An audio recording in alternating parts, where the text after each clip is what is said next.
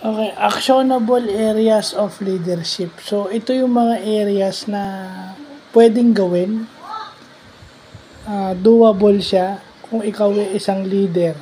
Ikaw ay project manager o isang supervisor o administrator, CEO ng isang kumpanya, CFO ng isang kumpanya, COO ng isang kumpanya. Ito yun. Ito yung mga pwedeng mong makontrol, pwedeng mong gawin. 3 actionable areas of leadership. Number 1 is process. Pwede mong pabilisin at gawing efficient yung isang process. Pwede yun. Pwede mong kontrolin kung ano yung ipa-priority mo sa isang task. And then 3,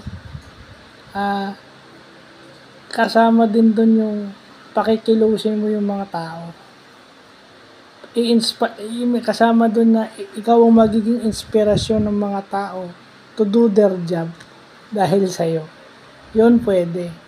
Dahil nakikita nilang ginagawa mo yung trabaho mo, leadership by example, so ginagawa rin nila yung part nila para tulungan ka.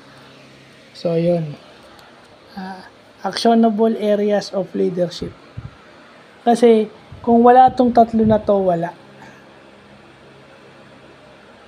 So, ang pinaka matibay na nasa base ng isang pyramid dito, yung tao.